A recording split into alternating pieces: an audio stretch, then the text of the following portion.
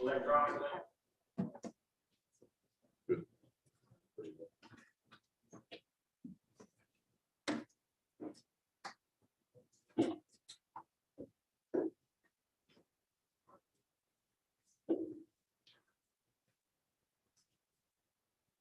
We have Christina already on the Zoom. Is she there?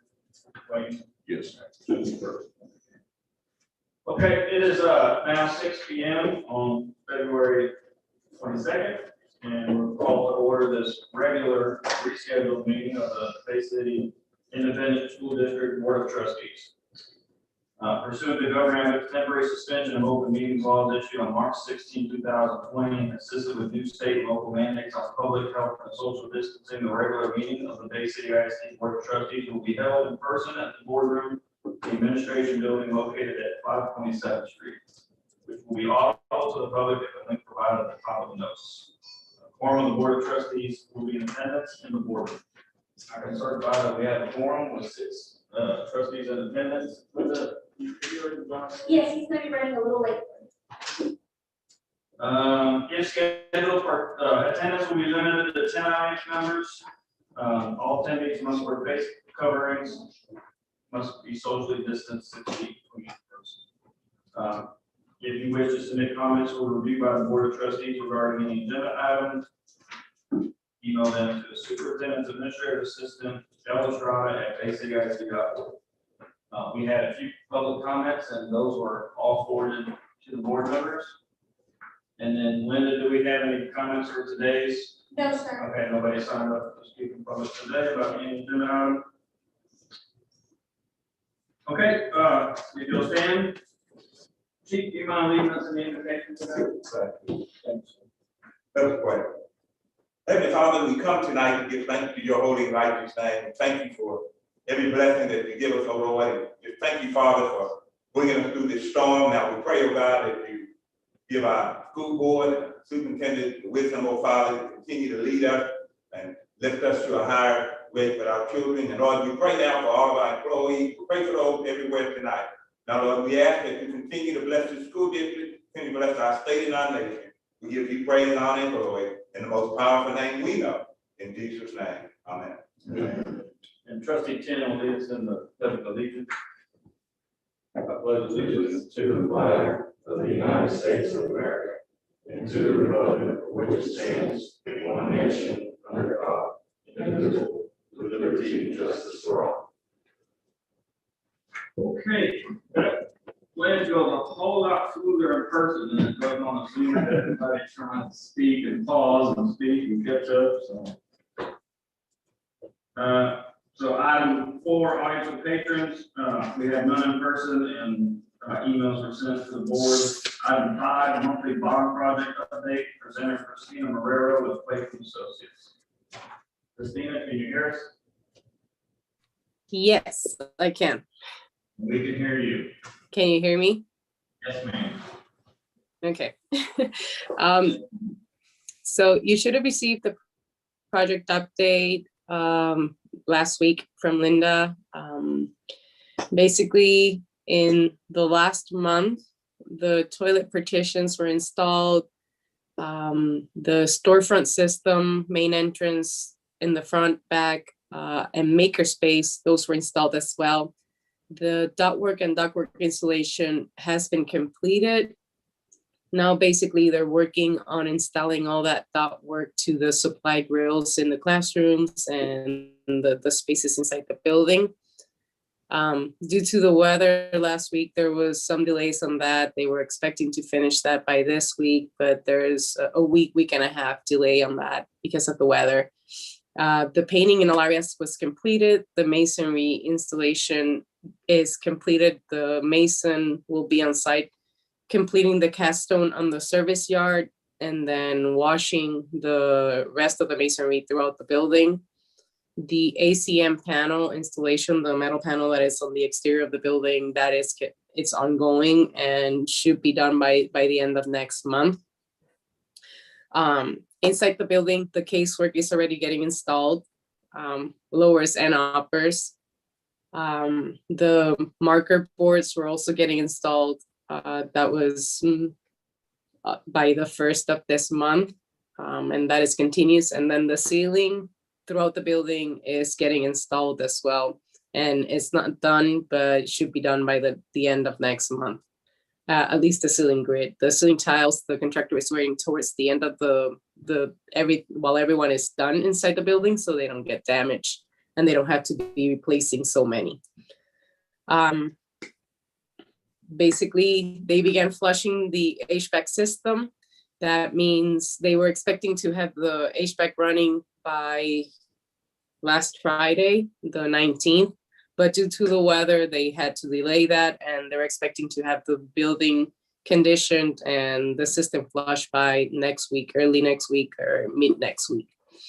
The basketball goals, I know it's there on the list as looking ahead, but they got installed in the last 2 weeks. And basically they poured some concrete in the exterior flat work, but they're still not done. They were supposed to do that last week, but due to the weather again, they couldn't finish.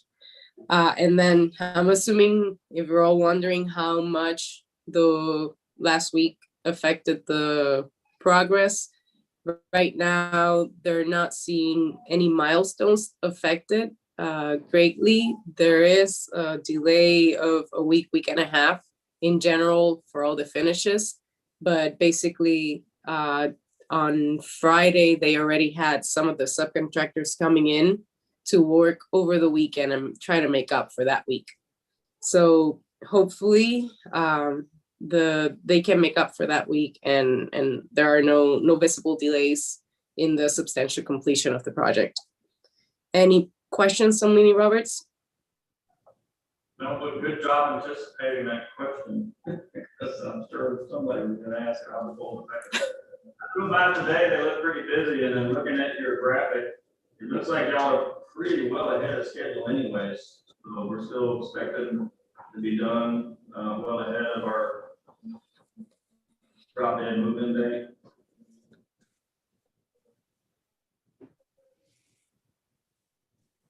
Yeah, I mean, they were assessing today the whole schedule, so there may be a change to the date that I'm saying right now, but the substantial completion is expected towards the end of April, beginning of May, and moving date has always been discussed to be sometime by the mid and end of July, and hopefully that doesn't change.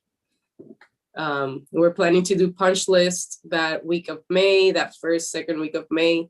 They can do all the corrections and then you can start moving in.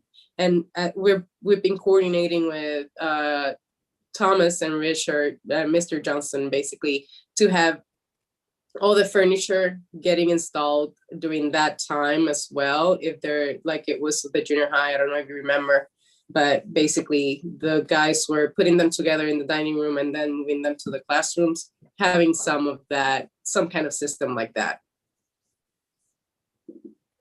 But to clarify, we're ahead of schedule, you plan on being done. There was an adjustment, but you don't think you're gonna be late. We don't think so. Dallas was today assessing everything, basically going with the schedule that they had and basically where they at this point, even with the delay last week. And then they're gonna generate a new schedule. We'll see it next Monday. But in speaking with him, he says it's a week and hopefully the subcontractors can make up for that. So hopefully it does not change. I'm crossing my fingers that it doesn't. A lot of nervous people here. Anybody have any questions for Christina? Any comments? I have a question, Christina. The, me and Robert, they poured the driveway pretty much at the beginning. Do you anticipate there be any damage to the park before the facility is complete? If so, what's the? I couldn't hear the end. She said she couldn't hear the end of your question. Can you repeat the question? Sorry, I couldn't hear the second part. If there's any damage to the parking lot, what will be the protocol there? Will it be replaced, repaired, or what?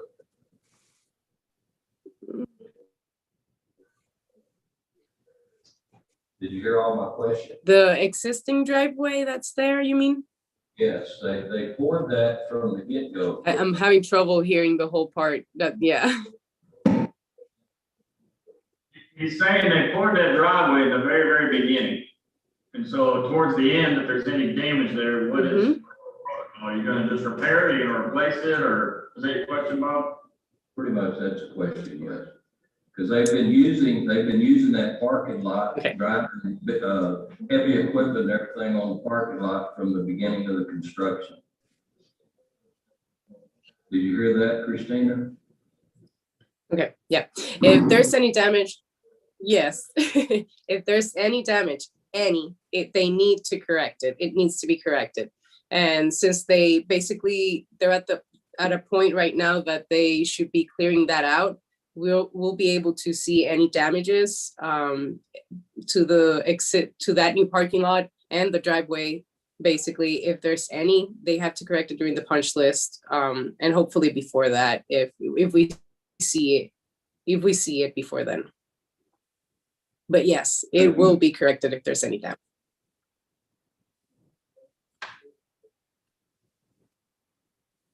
Any other questions?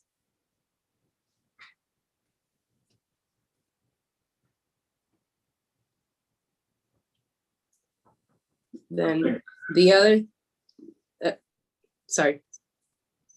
No, I just said I think they're good. Okay, so the other thing would be the stadium, basically the fence replacement towards the south side, the south part of the track. That was scheduled to get replaced or starting to get replaced next week, but due to the weather, Dallas had not gotten a response yet from that sub, whether they were going to be delayed another week or if the date that they gave them for next week was permanent and indifferent of whether they were going to get delayed or not. So we're still waiting on that, but hopefully by next month, they're going to be working on that fence. Any other questions on the stadium? Yeah, I have a question, Christina. There's a fence on the side under the bleachers that encloses the, it's like a little dirt area there. No, Coach Tryhan asked, like, what's the rationale for having that fence there? Because it's just enclosing dirt. And in addition to that, even if that was a part of the original plans, there was some talk with again, I'll have to go back to Coach Tryhan about using that dirt area that's under there for maybe sponsors or vendors or something of that nature sometime in the future. So one, the question is, why do we have to have a fence there under the bleachers? And then two, would it be possible to remove that because we may be able to utilize that space for something more beneficial?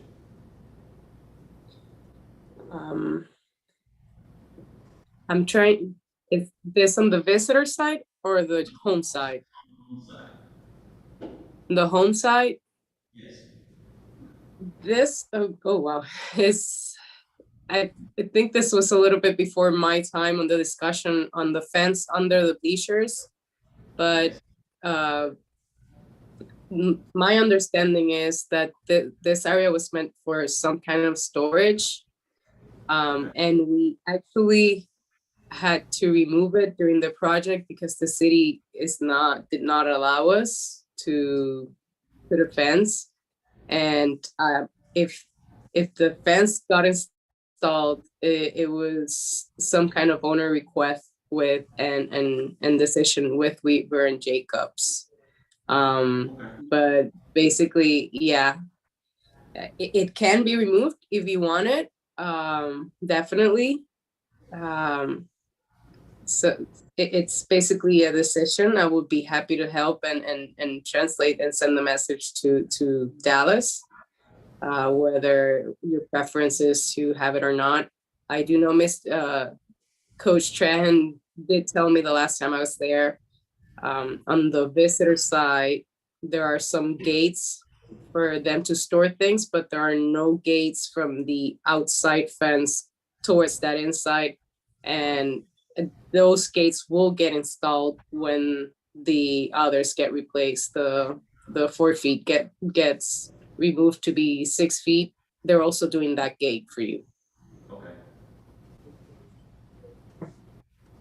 Yeah, we need to double back and have a conversation that involves Coach Trahon because he has some ideas about the fence, and if it doesn't take very much, it costs very much to remove it, then that's something we're going to consider. Okay. Yeah. I'll keep that in my notes and definitely bring it up on my next visit next Monday, and we'll basically do a walkthrough as well.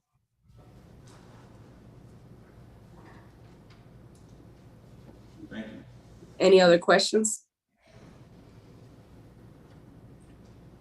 I don't see him. Okay. Well, if there's any additional questions or comments or anything that comes up, any way that we can help, a phone call or an email away, I'd be happy to help with anything. Yeah. Anything you need, just let me know. Thank you.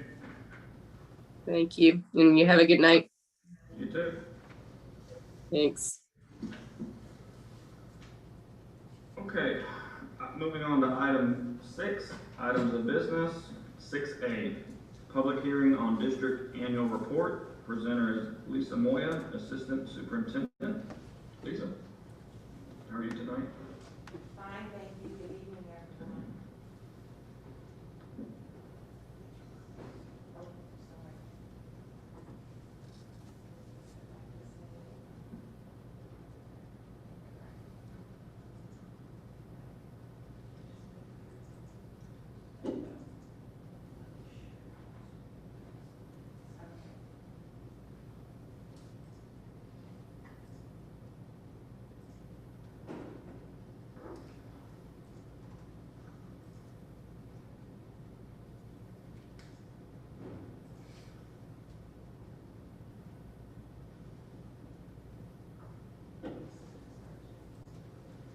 As William's getting that loaded for, is that sharing that?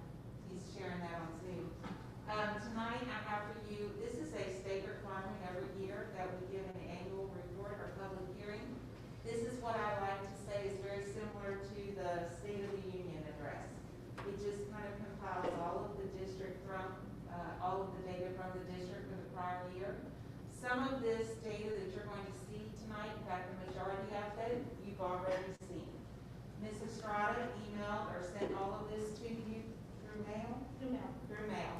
The main part of this report will be the taper, which is the Texas Academic Performance Report, and there will be a few other pieces of data, some of which you've already seen this year.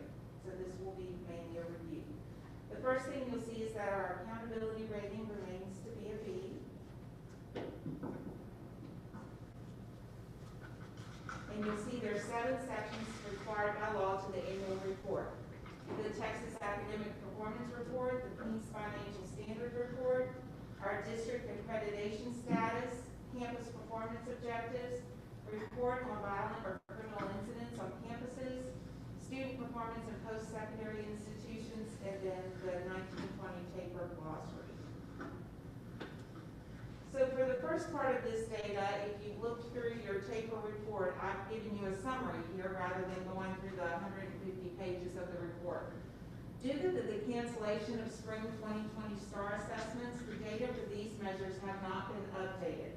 What you see here are basically the STAR measures that were good, that we achieved in 2019. But you will see, I've given you a comparison here from 2017 to 2018 to 2019 for overall student achievement, both for the district and then for each campus. So you can see over the last 3 years, we've gained significantly. Where you see the letters on the chart that say IR, that means that campus that year would have achieved a score that was below standard, which is improvement required. So you can see Cherry specifically has raised their scores from 59 to a 70 over the last 3 years.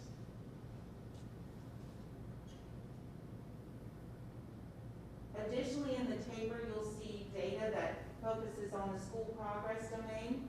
Again, this is old data because we did not have STAR in 2019. But here you will see relative performance data. This data looks at how our students achieved, what they achieved on STAR compared to campuses and districts that look like us. That means campuses and districts that have approximately 80% economically disadvantaged students and similar demographics. So you will see scores there for the last 3 years for the district and each campus. And you can see in many areas we've raised our scores from an F or a D all the way up to, I'm very proud to say, Bay City ISD was an 89 in 2019, 1 point away from there.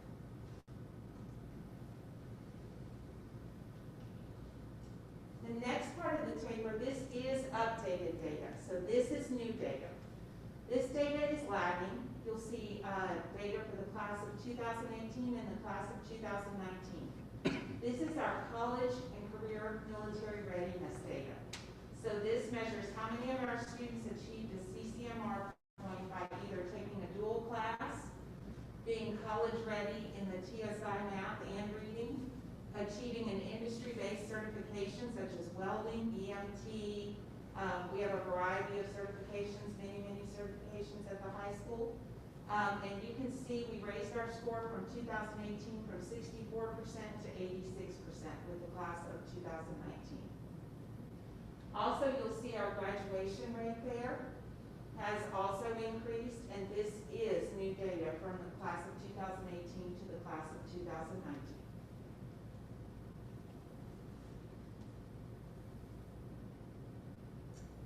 The last part of the taper data is our overall accountability ratings. And again, this is old data because it is highly based on STAR. We did not have a new accountability rating for 2020. So you will see our overall ratings for the district and campuses from 2017, 2018, and 2019. Also, in the far right column, you'll see the distinctions that were earned by individual campuses and in which areas. Do you have any questions about the student achievement data presented in the taper? So I don't have any questions, Lisa, just a comment and congratulations to the teachers and the principals at the school for the hard work that they've been doing and also that they continue to do as well. You know, I would say to the board, this isn't easy work. Not only from transitioning to 21st century instructional strategies and processes, but in the midst of COVID and storms and just a lot of transition as we continue to build our instructional program and build our district as a whole. So kudos to those teachers. Also to Ms. Reyes for her leadership at the high school from the 64 to where did it go, Lisa, to 80 something. It's a tremendous leap around the CCMR. And just want to say hats off to her team for the wonderful work that they've actually done, not only in extending different opportunities for our kids, but also the data collection as well. They do a really good job of monitoring the processes and the data on the campus as well. So kudos to the entire district and you as well, Lisa. Also, you'll see in your paper, there is updated student information. You'll see updated student demographics for our district, updated staff information, and updated program information. So that's student enrollment for our bilingual and ESL programs, as well as our special education programs, and also our teachers by program for each population. You will see that we have not had a significant change in those areas, but that is updated data for last year. Section 2 of the required annual report is our team's financial standards. And you can see the areas that are required to be reported. Actually, Mr. Johnson has already reported this to you this year in an earlier board meeting. Our district financial rating was an A. However, for the public's knowledge, there is a link in this presentation to the TEA website where you can pull up specific financial reports for Bay City ISD if anybody would like to view those. We are required to have those available to the public. Section 3 of the required report is the district accreditation status. You can see here what the accreditation looks like and what is considered the accountability ratings, financial accountability ratings, data integrity, and program area deficiencies through the results-driven accountability system. And our district continues to maintain full accredited status. Section 4 of the required public hearing is a review of the campus performance objectives. Those of you who are board members in October will remember that at the October meeting every year, the board views and approves those district and campus performance objectives. So this is a review for you. You will also remember that this link takes you to the district and campus improvement objectives on our website. And these are all directly aligned to the strategic plan that was created by our stakeholders a year and a half ago. So they are directly aligned to that plan, to the Black Hat 2.0 plan. And this is where the public can view those at any time.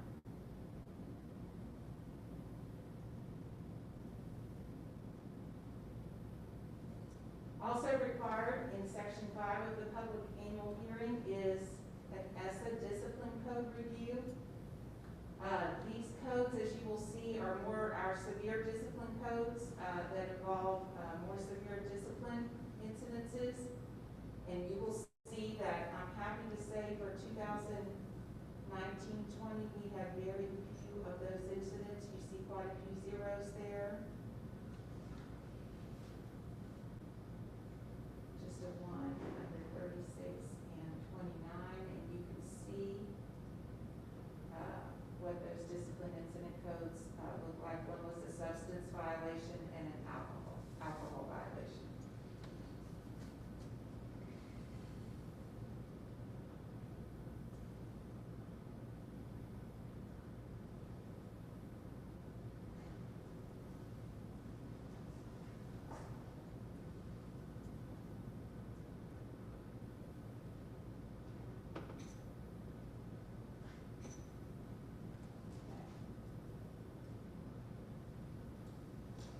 Section 6 of the required public annual hearing is actually data that is pulled from the Institute of Higher Education Board that tracks our students, how many of our students are going on to post-secondary education. And what you can see here for Bay City ISD, we had 31 of our graduates go to Wharton County Junior College after graduating. Several went to Glenn, 5 to Antonio, 29, I'm sorry, to other four-year institutions, 7 to other two-year institutions. And then this is data, I will tell you that we do not track, the Higher Education Board tracks, so you will see that there are 228 total high school graduates, 123 not found.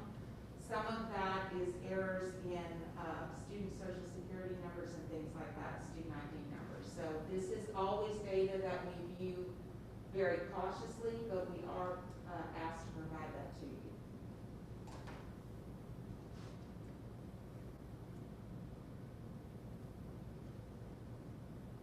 And that concludes all of the aspects required by law for the Texas annual public hearing on the taper. This will be posted on our website for the public to view, as well as all of the links and the information at any time. Do y'all have any questions that I can answer for you? Lisa, part A of the report, that's not being used in our score, correct? Part A, I'm sorry. There's on the first scoring criteria, there's a part A and a part B, and whichever is higher, then you use that one instead of, you don't use both of them? In our accountability rating, Yes. yes, these are our overall, this is our overall accountability rating right here.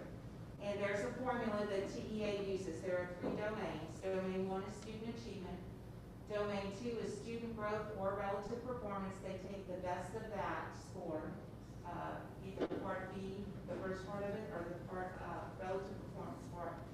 And then the last part is C, closing the gaps. So they calculate that using a percentage from each, and then that gives you our overall rating, which you see right here. Okay. Because I think our academic growth in part A actually went down, but since it wasn't the better of the two, then that wasn't used, right? Our academic growth, this is our academic performance for relative, are you speaking of this chart, relative No, performance? of before it gets put into the total, like part A of the. Actually, as a district, we went up in every area, as a district.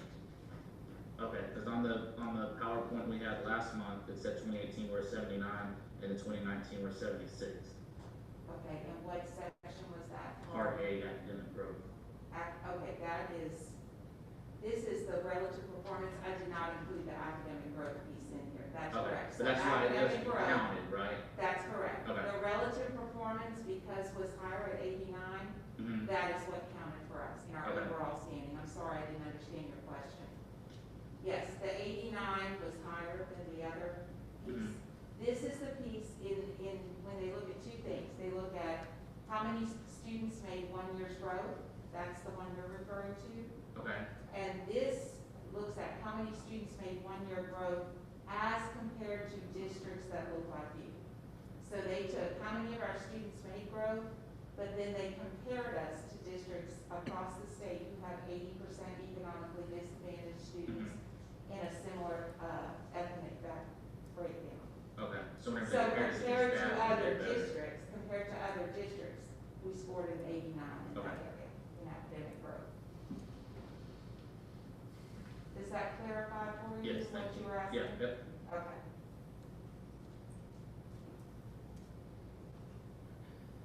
Any other questions for Lisa?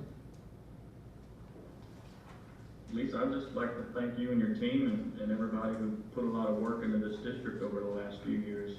I know we have some new data and it looks great, and the rest of the data isn't new, but it certainly reminds us of the achievements that we've made. So hats off to your team, and I'll give you a round of applause.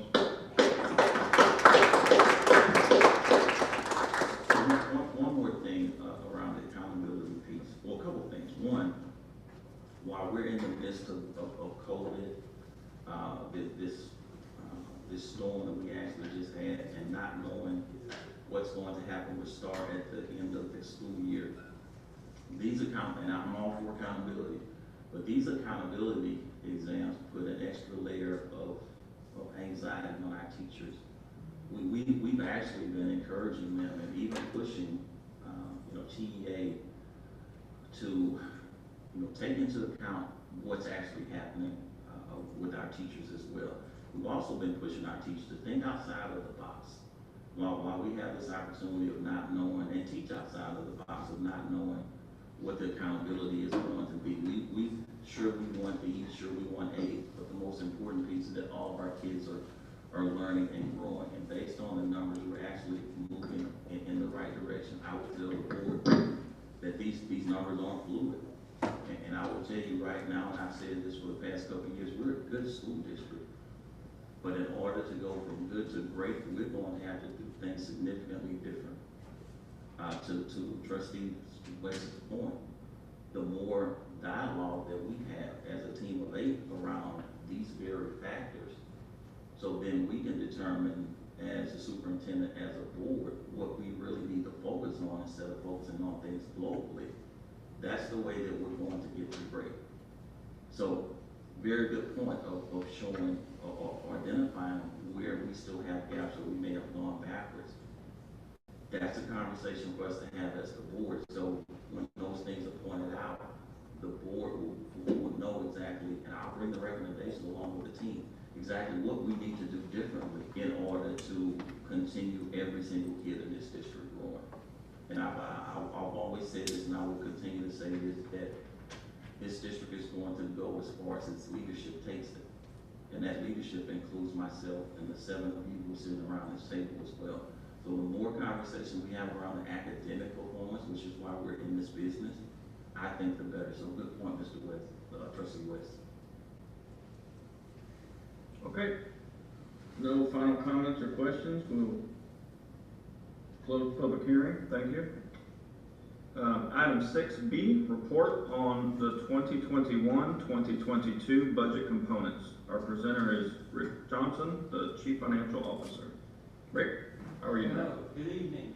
I'm excited to give you this information. What I'm going to do this board meeting is to give you kind of a high-level overview of how budget components make up our budget for 2021 and 21-22. So this is a kind of like a beginning instruction or information as to how budgets how we form our budget and the components that are made thereof. So there are 3 main components that make up the revenue. There's local sources of revenue, which are mainly the property tax revenue based on a taxable property that is located within our district boundaries. And there's also intermediate sources of revenue such as athletics, facility rentals, Chapter 313 agreement.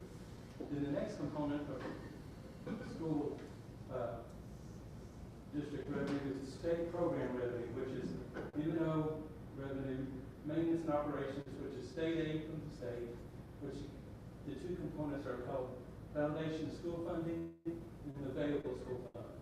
And included in that state program revenue is weighted allotments. For example, bilingual allotment, special education allotment, compensatory career technology, early education allotment, career and military readiness, school safety, and transportation. And also in the components for revenue is federal program revenue, which is school health and related services, which is special ed allotment that we do receive, and also Medicaid administrative claiming allotment. Those are federal programs that we receive that are in our local revenue budgets. And also, state program revenue is generated primarily from a formula based on average daily attendance and student populations. But as we always say, the children have to be in the seat in order to be able to receive revenues from the state of Texas. Then the expenses that are incurred in your budget, the expenditure budget is adopted by the Board of Trustees by function. And the different functions are, it's based on the chart of accounts that is developed by the TEA. Instructional resources, media, which is like libraries, curriculum and instruction staff, instructional development, school administration, guidance, health services, transportation, code and extracurricular activities, plant maintenance and operations, security, debt service, and and general administration. In addition, also, at the time when we adopt the budget, it's required for the board to adopt a food service budget at that time. And then,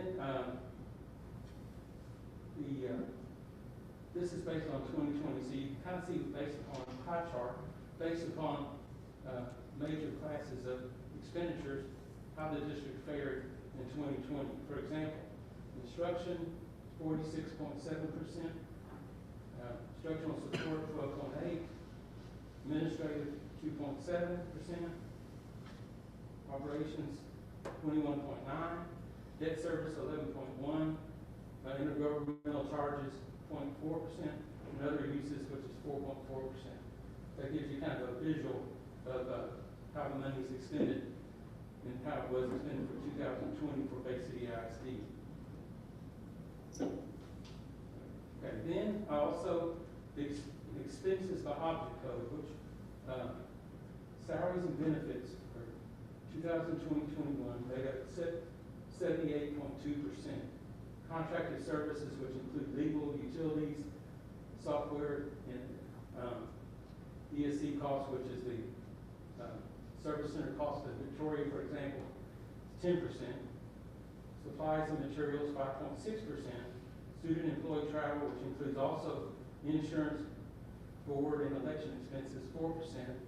Non-bonded debt, which means debt that we pay for out of the M&O budget, 2.1%. And capital expenditures were 0.2%, which was the total for 100%. This is based upon last year's audit, for example. I mean, last year's expenditure, not last year's audit. And then also, the interest in sinking is also a portion of the board adopted interest in sinking expenditures. And that is the amount that's budgeted to pay our principal interest on our bonded debt. And so we make the payment twice a year, February 15th and August 15th. All school districts pay the bonded debt on those days. And that's my kind of overview of high-level budget process as far as the components are concerned. Then going forward, like next board meeting, I'm going to bring some more information on current information as for the year that we're in. Then we'll move forward all the way till we adopt the budget. So I wanted to bring that up at this point and kind of start a new process of informing everybody of how it moves forward. And does anybody have any questions?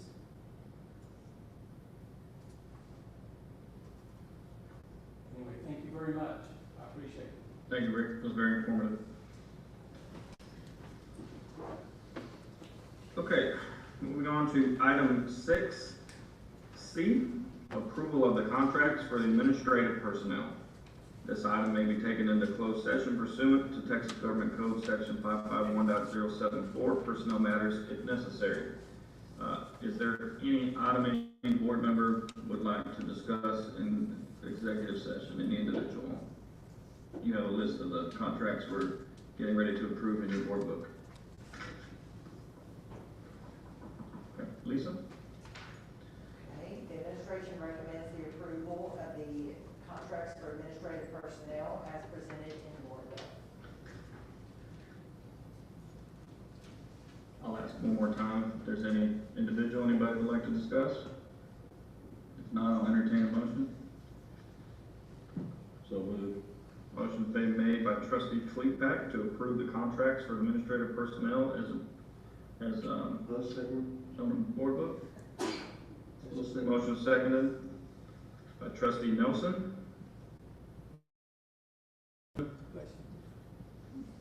We'll take a vote. All those in favor say aye. Any opposed? The motion passes 7-0. Thank you, Lisa.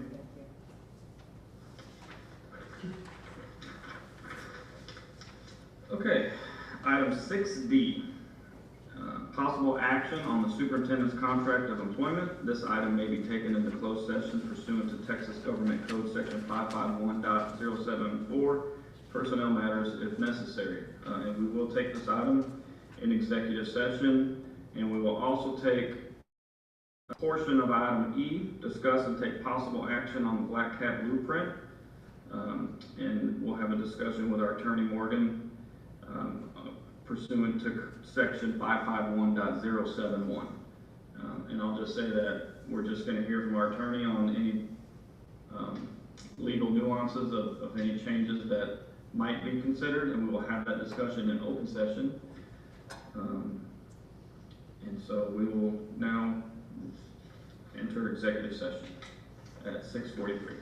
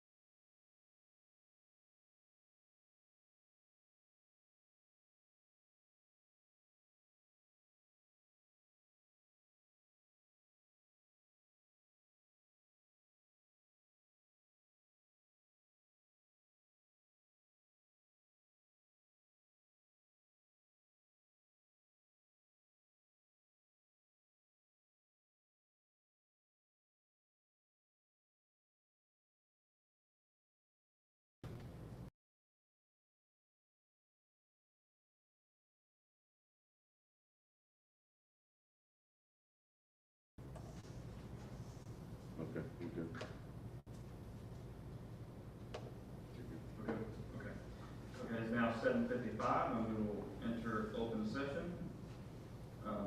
Item 6D, possible action on the superintendent's contract of employment. And so I'd just like to make just a quick comment really quick before we ask for a motion or any action. And this is an item that gets put on the agenda every year. So in order for us to take any action on the superintendent's contract, be it good or bad, we have to have it on the agenda to talk about it in closed session. So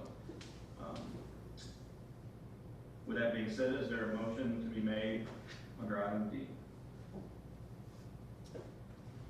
I'll make a motion. Okay. I move to amend the superintendent's contract by ending the term by 1 year and provided for raises and bonuses in the same percentage and amount as teachers. Okay. Motion has been made by trustee Nelson to amend the superintendent's contract to extend it 1 year and to provide for raises in the amount and percentage that teachers get in one-time bonuses. Motion's been made by trustee Nelson. Is there a second to his motion? I'll second it. The motion's been seconded by trustee Klepak. We won't have any further discussion since we can't do that in open, so we'll ask for a vote. Those in favor say aye. Aye. Those opposed say nay. Hearing none, and nobody abstaining, the motion passes 7-0. At this time, would any trustees like to make any comments?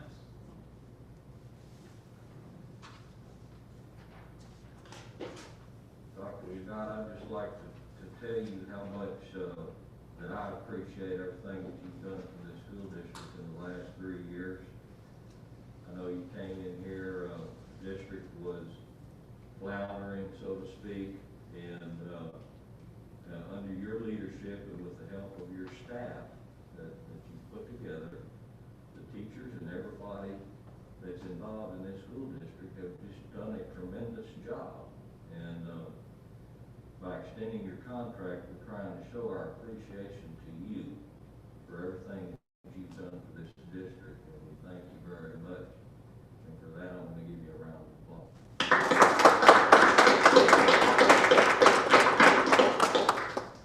Dr. Scott, I am so honored and excited. I am just ready to see what the future holds for Bay City. I'm always excited about education, but this ride with you, I think is going to be so exciting.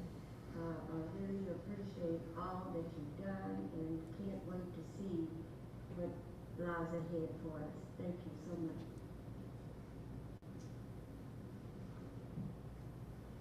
I'll echo the sentiments. So in my short time on the board, I've gotten to know Dr. Scott for the last couple of years, and he's very open. He'll tell you what he's thinking, and he's always got really good ideas to help move the district forward.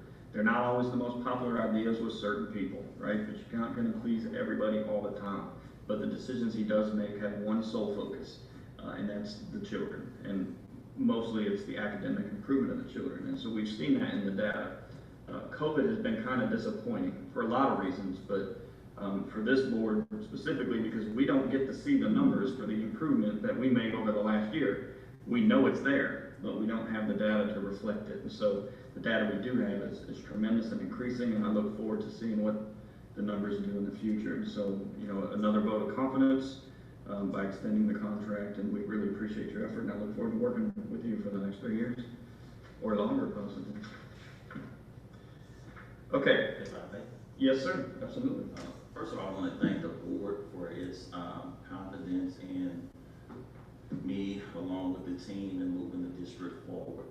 What I will say is none of this will be possible without the talent that we have in our schools. All the work that you see, all the progress that we've made in this district is not because of the superintendent. It's because we've worked as a team. The people who are in the schools with our kids every single day, our teachers, our custodians, our principals, our leadership. And I said it earlier to this board, is that we're a good school district, but we have every single tool in place to become a great school district. We have some minor adjustments to make, but I'm truly impressed with the team that we have here to move this district again. Not just the best in Matagorda County, not just the best in Texas, but this can be a premier school district, a model school district, other school districts across the country. And again, I'm happy to continue this work as superintendent. I'm super excited to continue working along with such a phenomenal team here in our schools, in our district, but also with this board as well. Thank you. Thank you very much.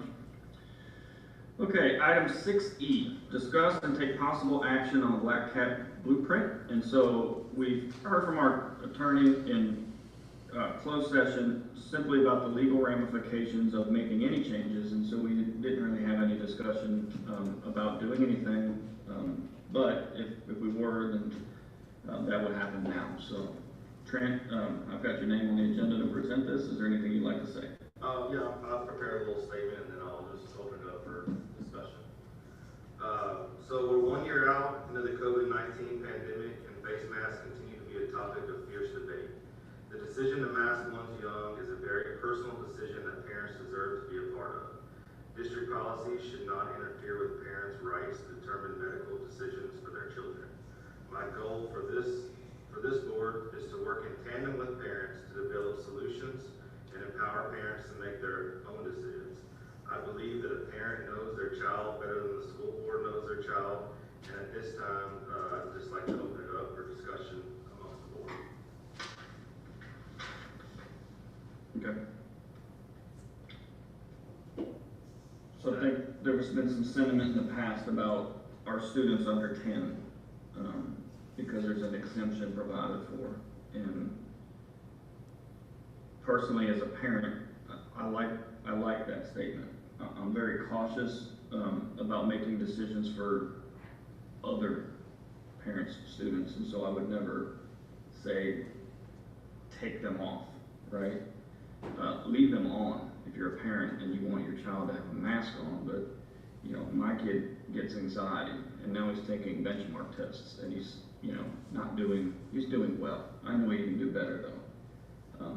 As somebody who took a 8-hour exam a month ago and passed a major certification, I had to wear a mask the entire time. And I'll tell you, my anxiety level was through the roof because of it. So I can't imagine what we're doing to our children.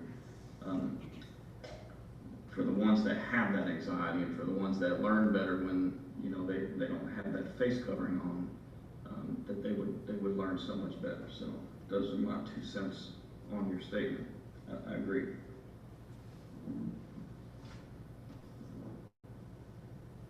Well, I guess I really didn't want to be a part of this conversation. Elections was supposed to be held in May, and I thought I had bypassed this conversation about the mask.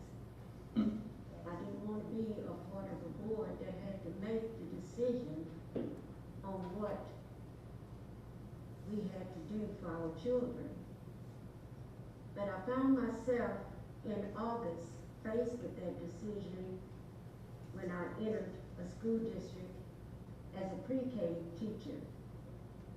And I wondered how I was going to be able to teach pre-K students all day long that had to wear a mask and be able to present to them phonics, be able to express myself in a way to little bitty ones.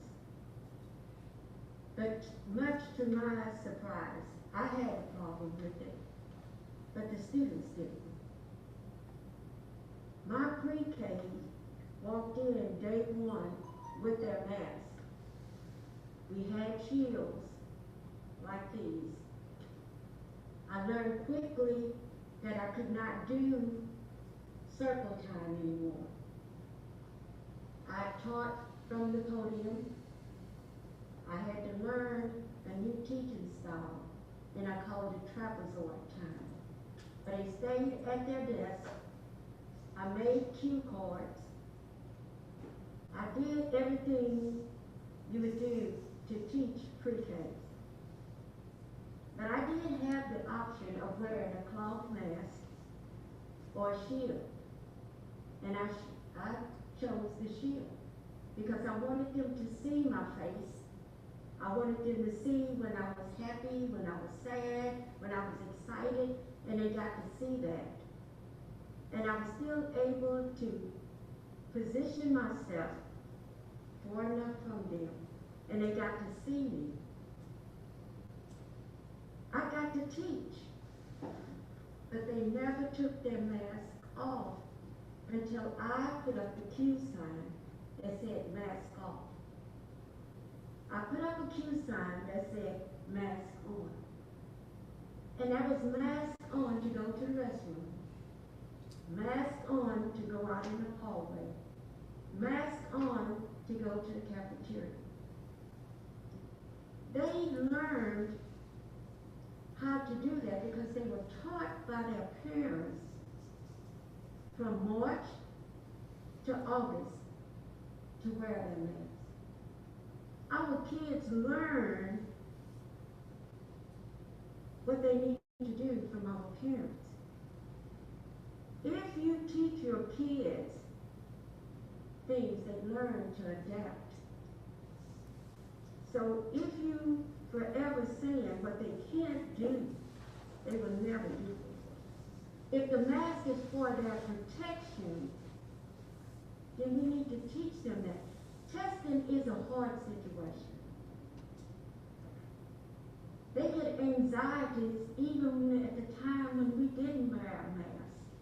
And as a teacher, we found it hard to try to make them adapt to testing situation. I remember times we would call TEA and said, what do we do with this kid that's so ADHD and he cannot sit? They allowed us to clean out the closet and put him in the closet and put headphones and play soft music. We can make some applications for those kids. If he can't wear that mask, then let's get creative in that classroom to help him in that situation. The one thing we know about COVID-19 is that the mask protects a little bit. Doesn't stop everything. But for little ones that's in each other's face, because COVID is airborne, it stops the spitting, it stops this. I would want my child with a mask. And if I speak as a grandma, which I am, if I speak as a mother, which I am, if I speak for the voice of the people which elected me, I think they would agree to have my kids in a classroom with 25 other kids, sometimes 32, that's loud and screaming. I think they would say, I want my kids with a mask on, rather than to have them sitting in a classroom and taking a chance. Safe, better than sorry. We've seen it. I cringe when Dr. Scott sends notes and I'm like, oh my God, another case. Oh my God, another case. I don't know about you, but I don't like to see those emails and I want them to stop. Let's not take this one thing that we know that's working. You just said people around us, you asked them, have you had your vaccination? No, I'm not old enough yet. Well, I am, I've had mine. Because I'm old enough to have mine. But some of you in here are not old enough. Not to say that they're going to help. Do I feel comfortable yet? No. But it helps. The mask helps. Why take it away? So I agree with you on, children can definitely learn to do whatever adults teach them. Because kids are extremely resilient and they can be taught or conditioned or however you want to put it. But there's also, we're a year into this and there's also lots of data and science that's showing, all of the negative effects of these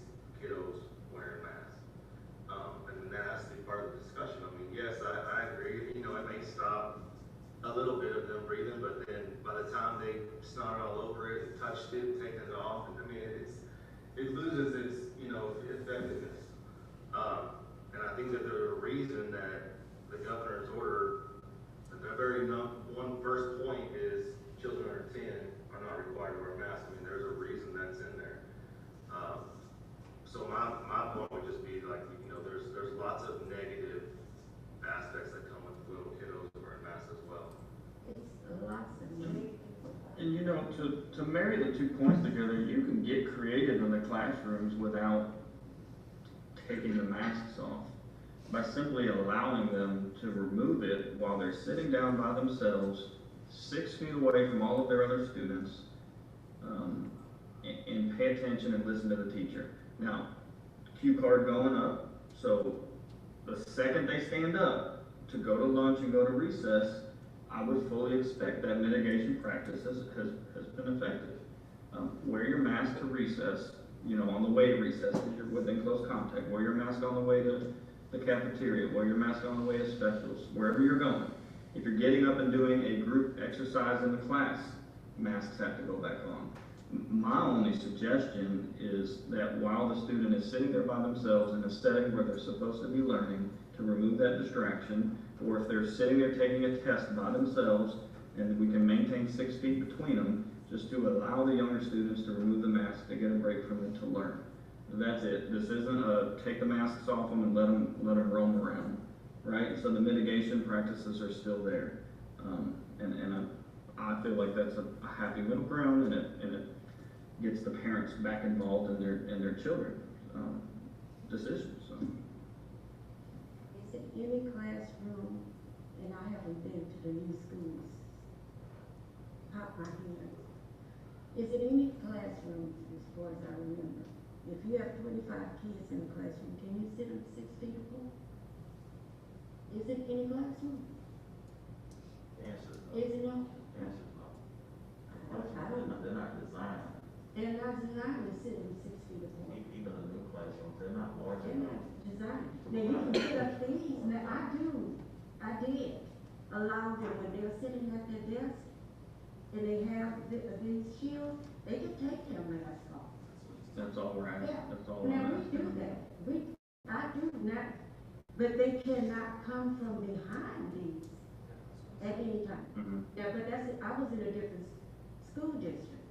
I'm not Bay City, different rules, different school district. But as long as they're behind here, And I mean, I would support these, to make that happen.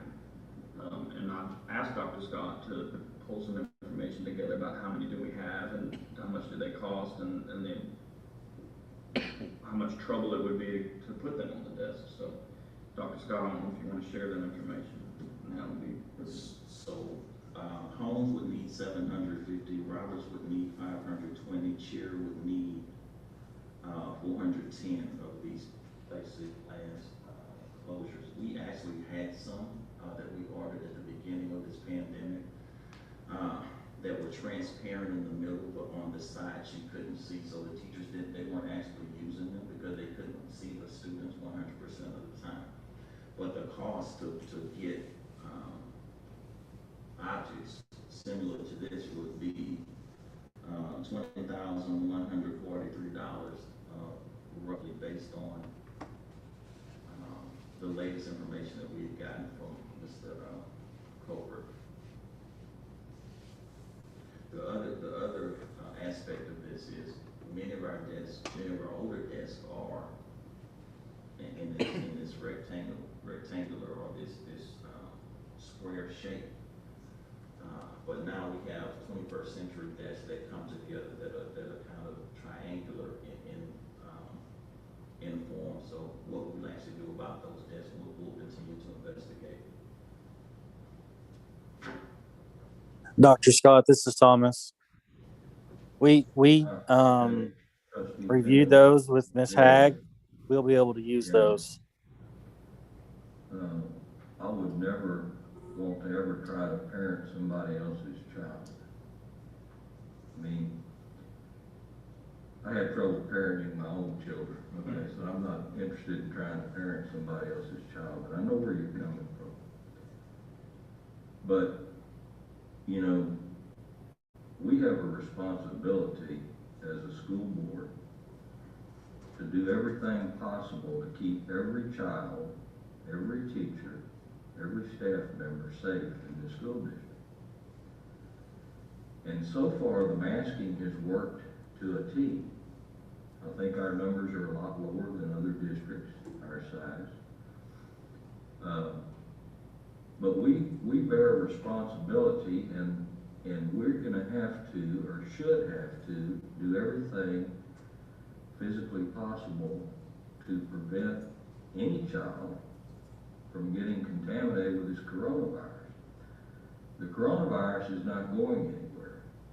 I mean, as a matter of fact, now they're recommending that you wear 2 masks instead of 1 mask. Now, I'm not saying children, 10 and under need to wear 2 masks, but I'm just saying that they're increasing the protection against this disease.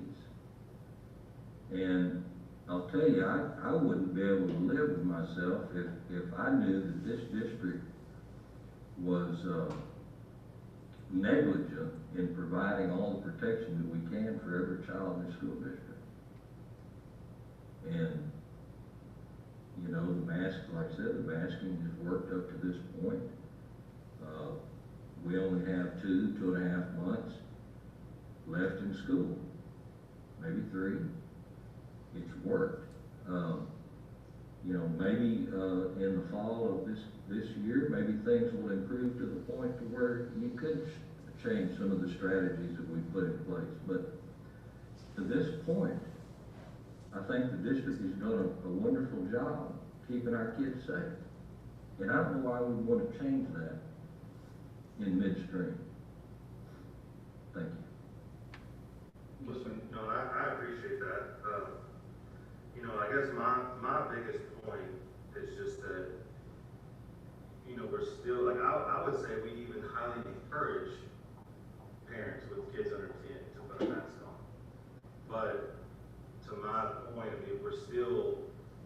they're taking that choice out of the parent's hands. I mean, if the parent wants to mask their kid, let's encourage it, do that. But I'm not saying, you can't wear a mask if you're under 10. I'm just saying, I don't feel comfortable going above and beyond the governor's orders when it comes to telling parents to put a mask on their kid or not. That's what my point was. There's a sweet spot kind of to everything. Somebody made a comment whenever this was talked about the last time about a speed limit, to where if you didn't feel comfortable going 70, then you could go 55 or 50 or whatever you feel comfortable with, and that was your product, and that's what made you feel safe. But on a lot of roads, you can get a ticket for going too slow because you've gone too far in that direction, and now you're causing a hazard in different ways. So the governor, the CDC, TEA, all these people have way more resources than we'll ever have as a district. And all of their scientists, the medical experts and everything came up with the sweet spot is 10 years old. 10 years older needs to wear it, 10 years under, the benefits don't outweigh the risk. And we're taking that out of the parents' hands and saying, I don't care what the medical examiner said, we're gonna go further. And that's what I'm kind of like Trent, I don't like taking that out of their hands. I'm definitely not saying that they can't wear a mask. I would encourage them to if they can. But there are some students that are having a really hard time with the mask. And it's causing them medical issues because they're wearing the mask nonstop. I think even just giving them a break while they're at their desk and they're surrounded by plexiglass would be a huge step, but forcing them to wear it all day whenever all the medical experts said 10 and under, you don't need it, or it's not proven, that's what I don't like. But have we gotten any complaints? Yes. Yeah. Yeah. Dr. Skelton, you got any complaints? Have I gotten any complaints? Maybe not directly to the school district, but I get emails from parents that get, are frustrated about, their little babies having to wear a mask, basically. I know they take it off to ease, that kind of thing, but. I mean, the baby needs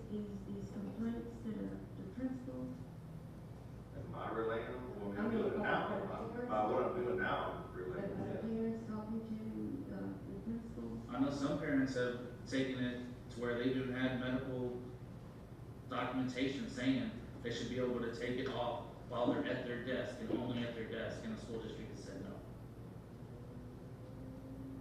And that's their doctor saying it. So what school district has said no? We have said no. This school district has not taken away any medical exemptions. We honor all of those. So that's not true. Okay. But I'm here. We require the 504 hearing for it. Absolutely, you're absolutely, that it's a process. And that was information that was shared with you by the attorney, that there's a 504 process. Right, there's a 504 process, and they were told they couldn't take it off at school, they could do virtual if they wanted to. So I'm not really sure where you got that information from, but that's not the case. If that we have a student who qualifies through the 504 process, we're going to honor that. But, okay, so I'll just make it personal. My daughter, of course, she's under 10, she wears a mask. She has a staph infection in her nose, and as she covers her nose during the day, the staph has continued to get on her nose, and now her nose is basically broke out in staph. Now during, breaks and stuff, or say this week we didn't go to school, it starts to clear up, and when she goes back to school, the staph gets, and then she also has a little bit, it spreads to other parts of her body every now and then. She has multiple letters from doctors saying that this is what's happening. They did, ACISD gave her the choice to wear a face shield or do virtual. Well, face shield gives her anxiety because of the accident she had when she was little. And I mean, everybody knows that we want our kids in school. I mean, virtual is not an option for me. But yeah, I think that's probably what he's referring to again. So I don't want to make it, personal here, but I mean, that's my personal situation. So Trustee Tennant, I would definitely not speak about your personal case in this forum. I don't find it appropriate. I don't mind you sharing. Yeah. But as a process for the district, whether whether the parent is a trustee or whether the parent is just a community member, we have the same process outlined. And if we need to go back and visit the documentation or other things, then by all means we'll do that. But speaking specifically about what's happening with your daughter, I don't think that as a superintendent here that They've given you an Right, no, I was just, example. because you had mentioned the medical exemption that we say. Yes. And we, yeah, it is in the Salvador process, but it keeps basically the medical letter is not enough. So since I'm actually here, just want to, as I always do, advise the board just to be cognizant of some unintended consequences by the decisions that are made here, and we will have unintended consequences no matter what's decided. Is that by removing the mask from students, then you're going to increase the chances of spread. And whether the chances are increased from student to student or from teacher to, or from student to teacher or vice versa. An unintended consequence may be is that now we put teachers and employees in a predicament to where they're going to have to make a determination about whether or not they want to stay with us. The additional piece is something that we continue to talk about is whether or not students stay, the enrollment in a district, all of those things. An unintended consequence of saying that we're going to remove the mask from 10 and under, you may have an exodus of students, parents of students who don't want their kids in that environment. I don't have any proof to say one way or the other, but it's something for the board to consider as you're having this discussion. Do we know if we've lost any students due to having to wear a mask? Do we have any data? I don't know.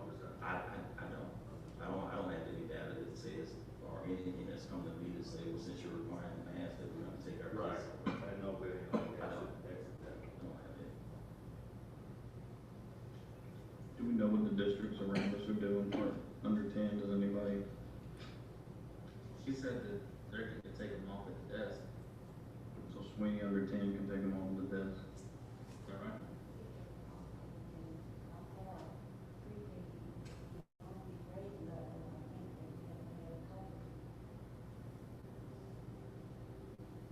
So I think that's kind of like a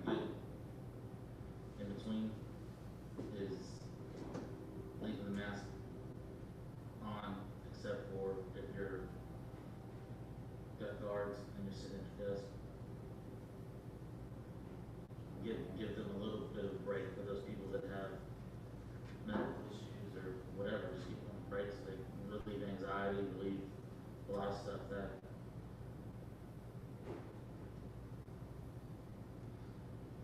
Well, here's my thing. I want to be as safe as possible. Like I shared my story is that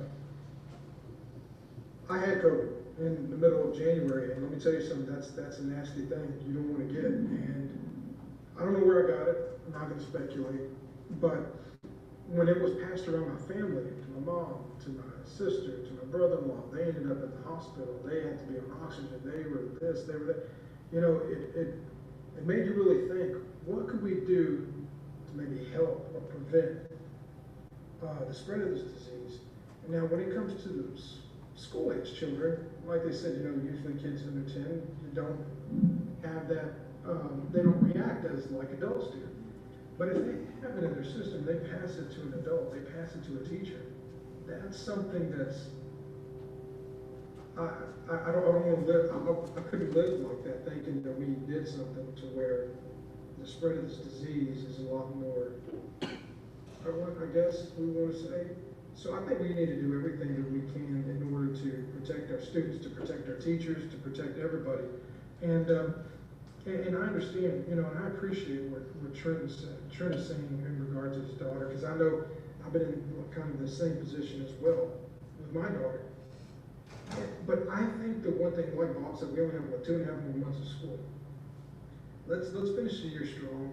Let's keep on doing what we're doing, just for a little while longer. But I think the most important thing is that we get our kids back to school in person 100%. To me, that's should be a job we need to do, because I don't know if there's a lot of kids who are struggling right now and virtual, but I think we need to try to get them back into the school buildings so where people can reach them and touch them and see what it is that they need in order to be successful.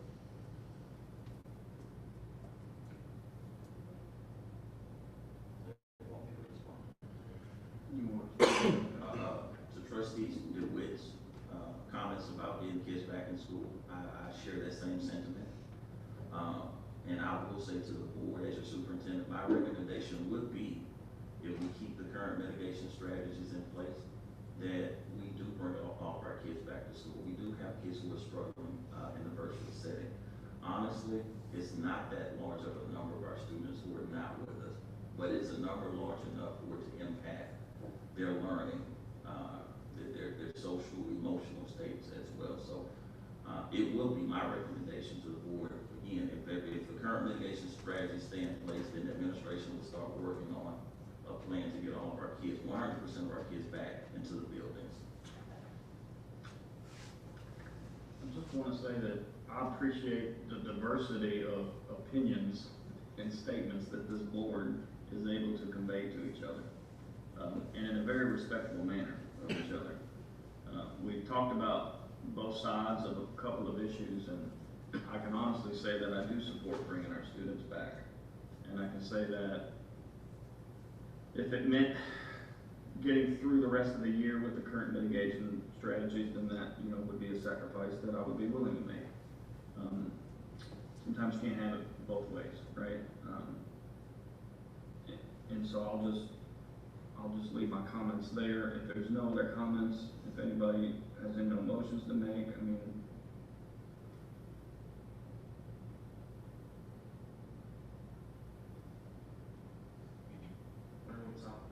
So are we making a motion to end virtual? any board member want to make any motion? We don't have to make a motion. You do not have to make a motion tonight. We have it on the agenda to discuss and take possible action. So we don't have to take a motion. It's not, no, that's something that administration will discuss over time.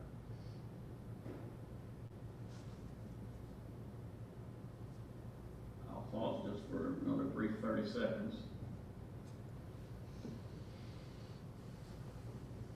Okay. Speak now, forever hold your peace. Hearing no motions, we will move on. Item 6, F, consent agenda. 1, approval of the minutes of the previous meetings. Meeting A, special meeting of January 7, 2021. Meeting B, regular board meeting held January 19, 2021. And meeting C, special board meeting of January 25th, 2021. 2, approval of the January financial report. 3, approval of the 2021-2022 academic calendar. 4, professional development waiver for 2021-2022. 5, consideration of resolution authorizing the superintendent to apply for an educator appraisal waiver for all general teacher appraisal requirements, including the student growth requirement and the student growth requirement in the Texas Principal Evaluation and Support System. 6, waiver for hybrid instruction during district scheduled testing days. 7, first reading approval of the board policy update 116 affecting local policies. CQB local, technology resources, cybersecurity. DCD local, employment practices, at-will employment. FFAC local, wellness and health services, medical treatment.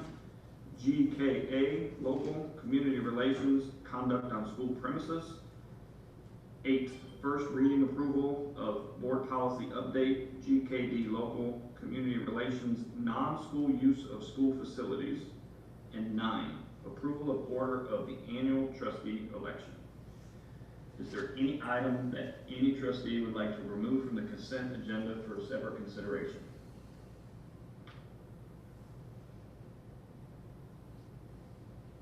Hearing none, is there a motion to approve the consent agenda?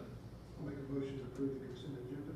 Motion has been made by trustee DeWitt to approve the consent agenda. Is there a second to his motion? I'll second it. Motion has been seconded by trustee Nelson to approve the consent agenda. All those in favor say aye. Those opposed say nay. Hearing none, the motion passes 7-0. Item 7, superintendent's report. Thank you, Mr. President. In your board book, you will find the monthly statements from Clayton and Associates. We really want to go down to communication to talk about the wonderful job that our teachers have done during this winter storm, and our employees as well. And a lot of folks, if you read on social media and other places, really thought that teachers were off last week or educators were off. They weren't off. They were actually trying to survive, just like many people across the state of Texas, while all at the same time having to come back and prepare for their kids. Had a really good conversation with the administration about let's let them get back into the building first. Give them some time in the building, give them a day in the building. I actually received a forwarded email from the high school to where one of the teachers said thank you. I didn't know how we would actually cope with all of the things that we had on our plate without this day of just being able to get to the business without kids. I know this board, if you watch my behavior, I'm really an overprotective person for students and staff. But I also want to make sure that this is not just about the business. There's an affective piece to doing this job as well. Our teachers are in classrooms every single day. And if not intentional, I always try to be intentional about looking out for what's in the teacher's best interest. When teachers are whole, then our kids are going to be whole. When teachers are doing well, then our kids are going to be doing well. You know, I want to thank the board also. I send you all just my thoughts sometimes about opening a school district and closing it. I never get a negative pushback from the board, any board member. You all are supported to say, hey, let's do what's in the best interest of our teachers. So I want to say kudos to the board for the feedback that you've given me, being flexible with our teachers and our families during this trying time over the past week. A really, really big shout out and kudos to our maintenance department. They were working 24/7. From leaves to pipes and all other things, checking in on our school, food services. We have a really, really dedicated team of employees in this district. And I just want to say to the board, anytime we have an opportunity to acknowledge them for the work that they're doing, it's absolutely greatly appreciated. I've been in other school districts. You don't have people as committed as we have our people here in this school district. So again, I want to thank you all for the work that you do, which is not easy on behalf of our kids, but definitely want to thank our teachers who are in the building day in and day out, our leadership in the building day in and day out for what they do for kids. That concludes my comments, Mr. President. Awesome, thank you, and I'd like to thank you for making that tough decision and running the district with the employees in mind and the students in mind. I had a president of the school board call me from another district, and his question was, how did y'all decide to close the schools, and why did y'all do it so fast? And I said, well, I didn't decide to close the school, but our superintendent did, and we had our employees' best interest at heart, because a lot of them were at home without electricity and water, and some of our schools needed repairs, and so it's actually really an easy decision to go along with, and so they watch our district, the districts around us watch us, and they see what we do, so it's awesome that, you know, we put our employees and our students first, so thank you for doing that, and I hope everybody has water. I hope everybody's warm, or has warmed up, and that there's not a lot of damage. I know that was a once in a, hopefully never again, weather event, but everybody stay safe, and appreciate all the conversation tonight. Is there any closing remarks? Hearing none, I'll entertain a motion for adjournment. Trustee DeWitt made a motion for adjournment. Is there a second to the motion? Trustee Nelson is second on the motion to adjourn. All those in favor say aye. Aye. Opposed say nay. Hearing none, the motion passes 7-0.